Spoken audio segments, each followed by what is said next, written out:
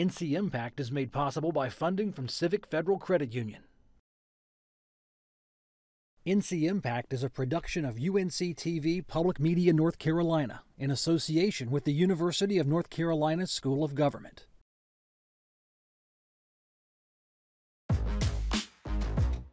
We have a really tight marketplace right now, very competitive. We're getting phone calls from companies on a daily basis, and we frankly don't have enough students to fill those needs. I kind of jumped right in, honestly. I heard hands-on, and that's what I like to do. I like to have my hands busy. They'll let me get hands-on in there. They have a lot of trust in me now.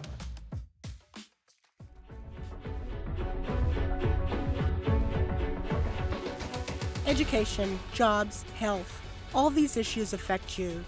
Leaders from across the state, people just like you, are working to make things better. The question is, could you do this in your community as well? I'm Anita Brown Graham. This is ncIMPACT.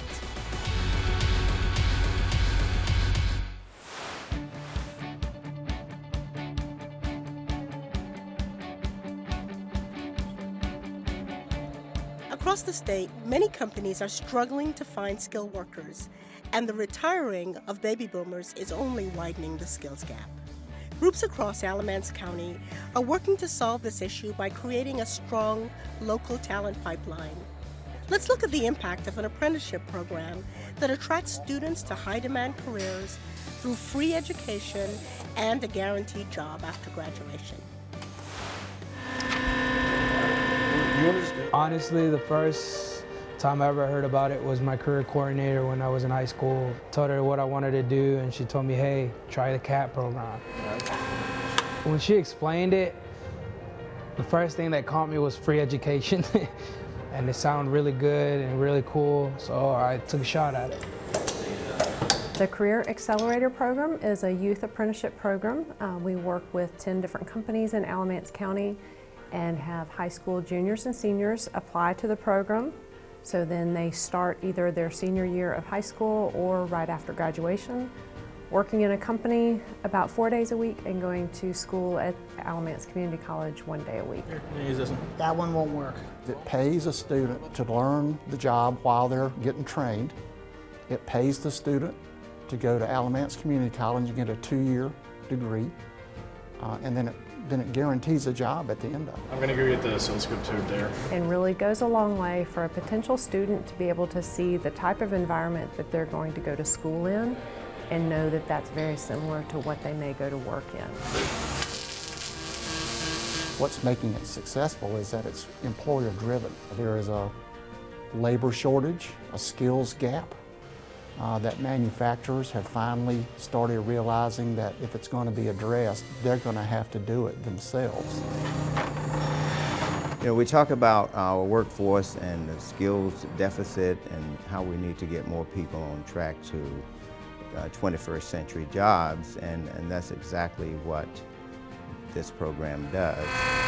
I kind of jumped right in, honestly. I heard hands-on, and that's what I like to do. I like to have my hands busy. To be the first one out of the family to go to college and go through all school, it's a great feeling. Welcome to you all. Great to have you. John, I want to start with you. Lots of buzz in communities about apprenticeship programs. Why? Apprenticeship programs allow students the opportunity to go in and engage with employers in their communities to develop the skill sets that are aligned to their instruction and be guaranteed the possibility of having a job when they finish that apprenticeship at sustainable and living wages. So this is all about sort of connecting education to career? Correct. Yes, we definitely want to connect education and career together. And this is the gold standard for most students, because not only are they learning in the classroom, but they're able to take what they learn in the classroom and actually take it into the workplace, apply it in the workplace, and work with someone to improve their skills in the actual work location. Maureen, a lot of apprenticeship programs focus on manufacturing, but that's not the only area where apprenticeships could be useful. Just give us a little perspective. No, absolutely. Anita, we are very much focused on the IT industry. We're focused on financial services. We're focused on hospitality. We're focused on construction. just to name a few. All of the industry sectors are screaming for young, bright talent, and we feel like the apprenticeship program in North Carolina is the venue to be able to support that. But why through apprenticeships? There are other ways that you might train people for jobs in these industry sectors. Absolutely, but through the pre-apprenticeship program, which is really an entree into a registered apprenticeship program, these youth have the opportunity to really do a job match, if you will, and the companies are doing the same. They're determining which of the students are the most appropriate for their industry, and when I say industry, I'm not speaking just manufacturing, and the student is doing the same. So it's really a great opportunity for a job match, and when you think about the opportunity for these individuals, as John has said, to graduate from high school, to graduate from a 2-year community college with no debt and a guaranteed job, it's a great deal. So Pat, I want to ask you the same question. Why do employers like these apprenticeship programs so much? I think the primary reason they like them is because they're able to train them on specifically what they need for their job. And in the traditional school, you get somewhat generic training, and with apprenticeships, they set that up, they set the training plan up, so you end up with an employee that's trained exactly on your products and services. So I think that's the big advantage for employers.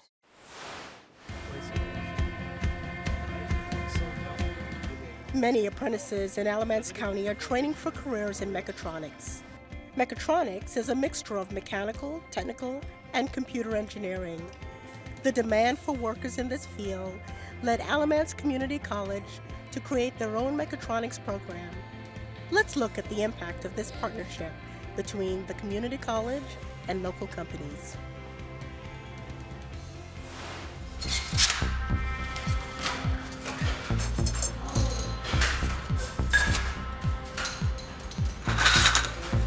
The apprenticeship program approached us in 2016, and we benefit from that training because through the partnership with the school system, we have the opportunity to let the school system know what we need to have to be successful and to create jobs that allow this community to thrive and prosper. As we try to meet that demand and that job demand out there, we're getting phone calls from companies on a daily basis. And we frankly don't have enough students to fill those needs. I wish we had a student for every phone call, and that's our goal. We're going to get there. I would honestly go for 2. Mechatronics was the #1 skill set that was needed by employers. So we started the mechatronics program here at Alamance Community College. Mechatronics is really a combination of computer, electrical, engineering. You know, we've got robotics, so a lot of simulations. We're doing PLCs, you know, it's a combination of all those skill sets all put into one. I got a phone call to my house from my school about an information night on CAP, and we're just like, mechatronics, what the heck is that? And we looked it up on YouTube, we checked out random videos, and we were like, wow, this is a really good fit. Let's go see what this is about.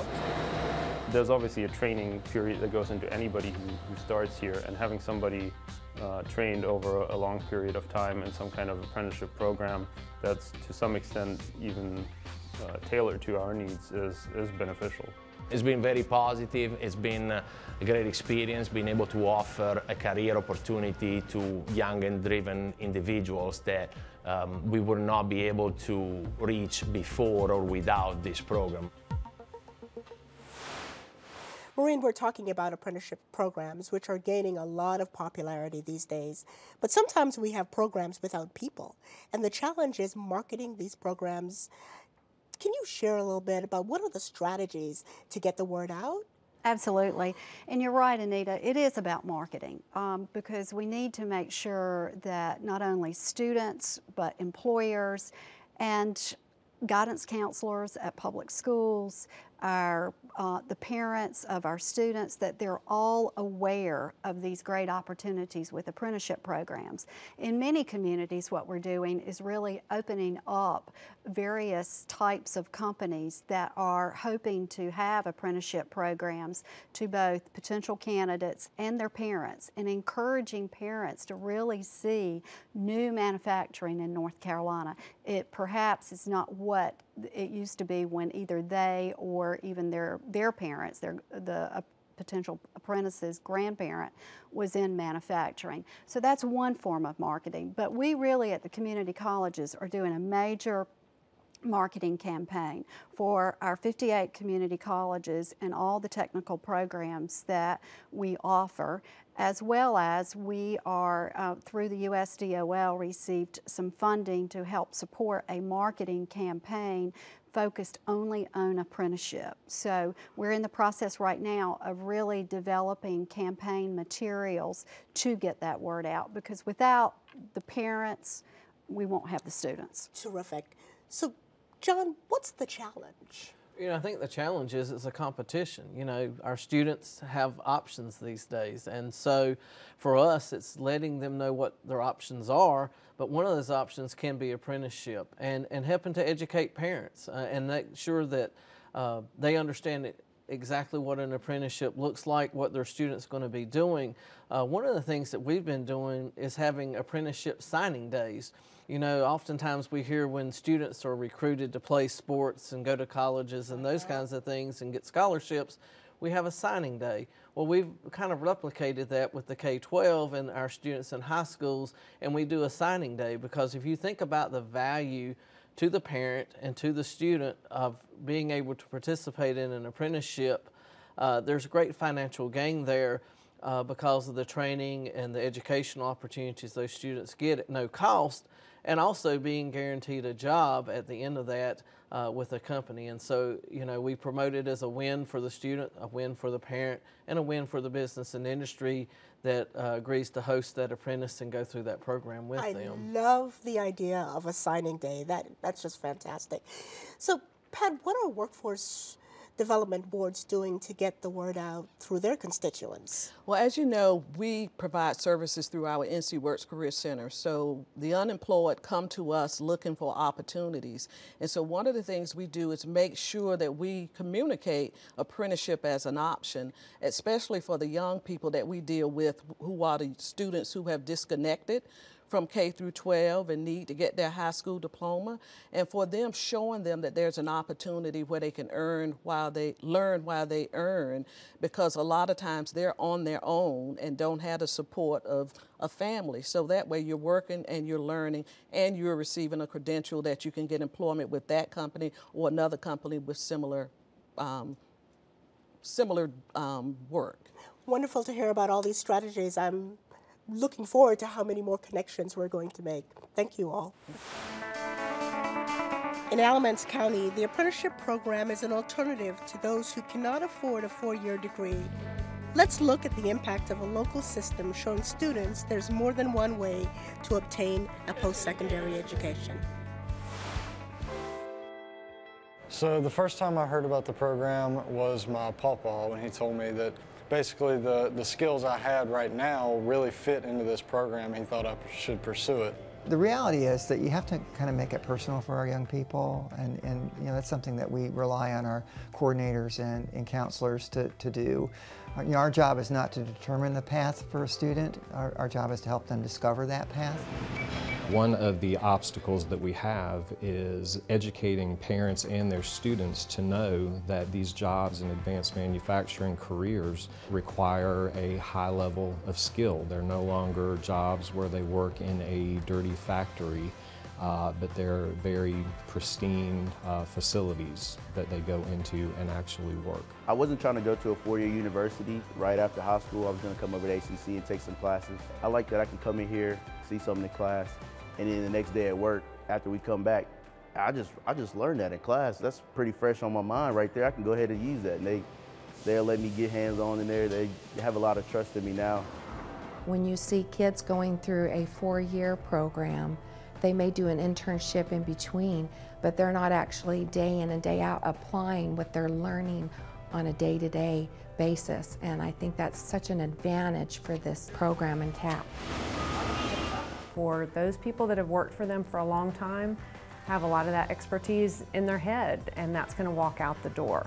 So they're looking at different ways to approach those workforce challenges, and apprenticeship is not a fix for all of them, but it's one piece of how they can get that younger workforce involved. And also it helps some of the mentors at the companies learn how to better train new people coming in. I'd much rather be able to learn something and then go and do it. I don't want to just sit in the classroom all day and hear somebody else talk about it. I'd much rather they say, okay, I need you to tighten this, and then I tighten it and they say, this does this to the machine. So it puts it together in my mind what it's actually doing and what I'm actually doing. Not all industries have apprenticeship programs. Someone who's sitting watching you, Pat, and wants to know, well, how do I develop an apprenticeship program in my community for my industry? What advice do you offer them? I think we've all touched on it in our previous comments. You have to start by talking to the employer and understanding what the employer's needs are and showing the value to the employer how an apprenticeship program can help them access the talent that they need for their pipeline. So I think that's the key, is starting with your employer, look into all the partners, because there's not one agency that can solve it. There's the community college, there are workforce development boards, economic development, and K through 12, and ensuring that all partners work together to meet that need. Well, let's talk to two of the partners. John, I have an idea. How do I approach my K through 12 system? Well, we all have business advisory councils that are set up in every one of the school districts, and that is really how we engage business in our school districts. And so hopefully they can go to that CTE director or to the business advisory council and engage that process and get additional information through the school system about how to start these apprenticeship programs. And then we also would encourage them to go visit some of the existing programs in other areas to see how they've done it. Oftentimes what we find is once we get one business partner involved and they see how it works, they become the champion in that community, and then other businesses and industries follow suit and want to be a part of what's going on with that. Because the other thing too is it gives them an in to our students, and so hopefully it's helping them to fill that pipeline of the potential employees they need as they move forward. Right. I mean, this is not altruism for employers, right? No. This is self-interest. That's exactly. Right. So how does the community college get engaged, Maureen? Thank you for that question, Anita. I first want to speak to what John and Pat have spoken about. One is that it is a partnership of a number of different agencies. And the second is, as John has said, it's all about employer engagement from the very beginning. They both have said that. But our community colleges are very much engaged. We've spent the past 6 months going to each of the 8 economic development regions in this state, engaging our local community colleges with apprenticeship staff, with local and state economic developers, with workforce boards, with public schools, and really getting the word out about youth apprenticeship and about other opportunities for incumbent employee apprenticeship programs. So our community colleges are well equipped to be able to support the job-related instruction. Now, it is necessary for us to realize that not all apprenticeship programs are going to look to the local community college for that job-related instruction. And they shouldn't, right? And absolutely. And they shouldn't. It's based on the employer needs. But I do want to make just a comment on what John said about having a business champion. That is critical, and where youth apprenticeship programs have worked its best is where there is a business champion or a group of business champions, because we can all sing the great praises of apprenticeship, but it's really business that listens to business. We all share many of the same challenges in our communities, so why not share the solutions as well? Each and every one of us can make a difference. That's what having an impact is all about.